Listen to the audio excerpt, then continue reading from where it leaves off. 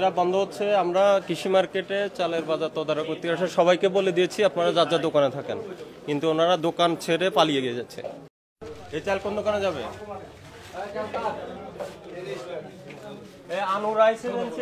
আনু enterprise কার? আমি কথা বলবো না, আসতে বলেন। আনু এন্টারপ্রাইজ কার? হ্যালো, হ্যাঁ আপনারা কেউ আছেন আনু এন্টারপ্রাইজের? কেউ আছেন? হাসান ভাই, হ্যাঁ আনু এন্টারপ্রাইজের কেউ আছেন নাকি? কেউ আছে? আচ্ছা, কেউ না থাকলে আমরা এটা ওই যে সাময়িক বন্ধ ঘোষণা করতেছি, ঠিক আছে? একটু স্যার কথা বলতেন, সরি চলে নিছি। ইয়ে করো, আমাদের ইয়ে স্টাফ কই, ও বলে একটা প্রতিষ্ঠান বন্ধ একটা আদেশ লিখতে বলো। একটু স্যার কথা বলেন, যাতে চলে নিছি। আপনি ডিস্টার্ব করছেন কেন? আপনারা বলে দিছি না আপনারা এইটা বন্ধের আদেশ, এটা বন্ধের একটা আদেশ লিখতে বলো। হ্যালো, যে আনু এন্টারপ্রাইজ ওকে বলেন এটা বন্ধ করতেছি, আমরা এটা বন্ধ ঘোষণা করতেছি।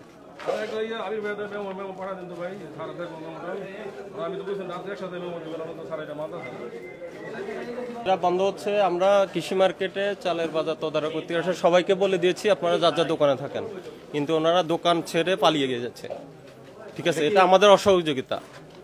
চালের যে দাম বৃদ্ধি পেয়েছে এটা তদারকির জন্য আমরা এসেছি, কিন্তু দেখা যাচ্ছে ওনারা চালের দোকান ছেড়ে পালিয়ে গিয়েছেন। ঘটনা কি এটা প্রথম নাকি? না, এর আগে ইতিপূর্বে এই ধরনের ঘটনা ঘটেছে, ওনাদের আমরা সতর্ক করেছি কিন্তু ওনারা মানছেন না।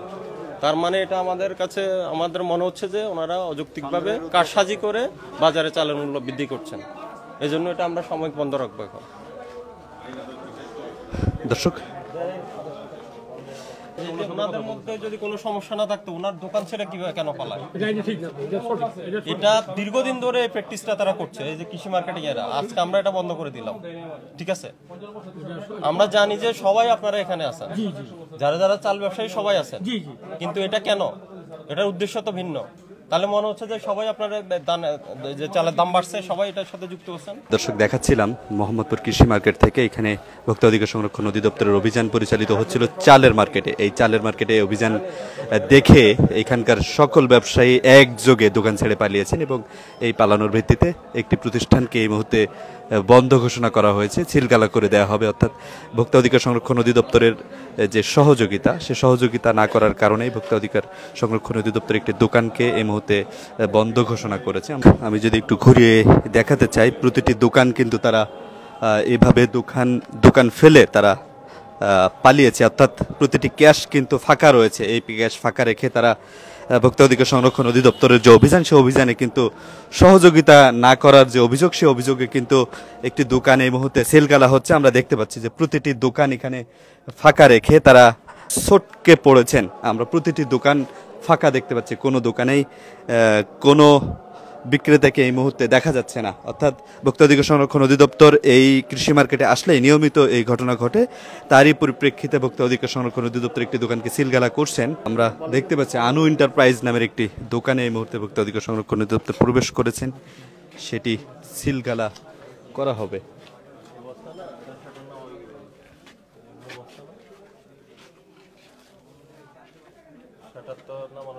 ফিক্সড করে রাখছেন, বন্ধ করে না, এইভাবেই থাকে। দেখি আপনি দিয়ে টেপল দিয়ে দেন, টেপল দিয়ে দেন স্যার।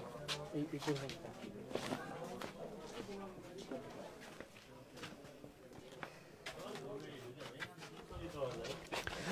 প্রতিটি গোডাউনে এভাবে ব্যাপক চাল মজুদ রয়েছে। চাল মজুদ থাকার পরে অযৌক্তিকভাবে দাম বৃদ্ধি পেয়েছে, এমনটি কিন্তু দাবি। যে মূল্য বৃদ্ধি পেয়েছে, সে মূল্য বৃদ্ধির ফলে ভোক্তা অধিকার সংরক্ষণ অধিদপ্তর আজকের এই অভিযানটি পরিচালনা করছেন এবং অভিযানের দেখে ভোক্তা অধিকার সংরক্ষণ অধিদপ্তরের অভিযান দেখে স্থানীয় যে ব্যবসায়ী রয়েছে তারা কিন্তু দোকান থেকে ছিটকে পড়েছেন এবং তারই ফলে আনু এন্টারপ্রাইজ নামের একটি দোকান এই মুহূর্তে বন্ধ ঘোষণা করছেন ভোক্তা অধিদপ্তর।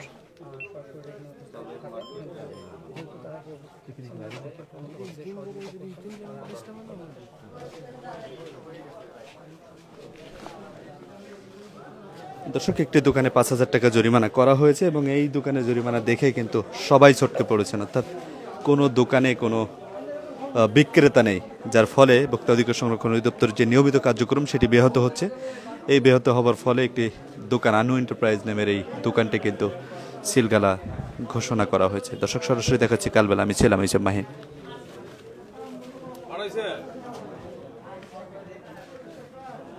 আরে সারা কি দেরি করবো সারা জরিমানা হয়েছে সারা বলবো আপনার লোকের বাংলা পাঠান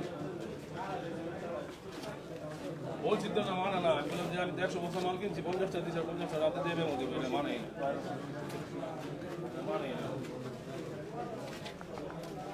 আপনি বাড়াই যাচ্ছেন বুঝেছেন তো পরে কিটা মানবো এরা কি অপেক্ষা করবো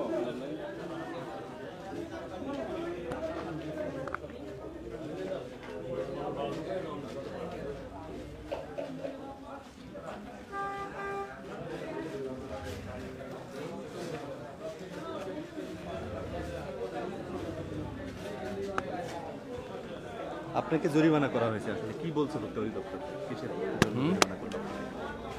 জরিমানা আর কি আমার রশিদ চাল মনে করেন 100 বস্তা চাল কিনছি 50 বস্তা রাত্রে দিছে আর 50 বস্তা আপনার দিব দিয়ে একসাথে 100 বস্তার মেমো দিব মানে মেমোটা স্যার দেখাইতে পাই দেখি জন্য স্যার আমার জরিমানা করতেছে চাল আসে অথচ মেমো আসে না এটা ওই যে 100 বস্তা মাল একসাথে দিয়ে মেমোটা দিব 50টা দিছে আর 50টা দিব কারণ আমি তো রশিদ কোম্পানি থেকে মাল নেই আমি আরেকজন থেকে নিছি মালটা এই মেমোর জন্য নিয়মিত আপনারা জরিমানা খান তারপরে মেমো কেন ঠিকঠাক থাকে না? না মেমো তো ওই যে আপনি আগেরটা দেখাইছি না বর্তমানে যে মালটা রাত্রে আসছে আমার মাল 100 বস্তা কিনছি 100 বস্তা মাল আপনার মেমো একসাথে দিব 50টা আলাদা দেয় না কইছে একসাথে 100 বস্তা দিব তো এই জন্য মনে করেন রাত্রে মেমোটা দিব স্যারের বললাম যে স্যার রাত্রে মেমো দিব কিংবা আমি এই মেমোটা ওই পাঠাইতেছে মোবাইলে পাঠাইতেছে হোয়াটসঅ্যাপে।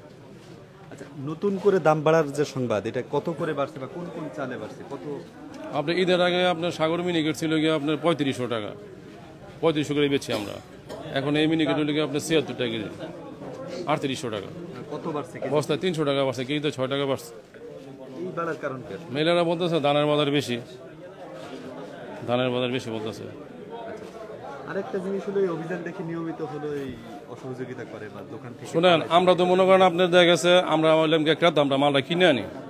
আমরা মালটা কিনে আনি ঠিক আছে আর সরাসরি মেলের কাছে গিয়ে এটা আপনি করতে হবে মানে মেলেরা তো দাম বাড়ায় আমরা তো দাম বাড়াই না দোকান ফেলে সবাই পালানোর কারণ এগুলো আপনাদের ভয়ে মনে করেন মনে হচ্ছে যে ঢুকলে তো স্যার একটা না এটাই শুধু হয় দিয়ে মনে করেন জরিমানা করে দিব এটাই শুধু জরিমানা করে দিব।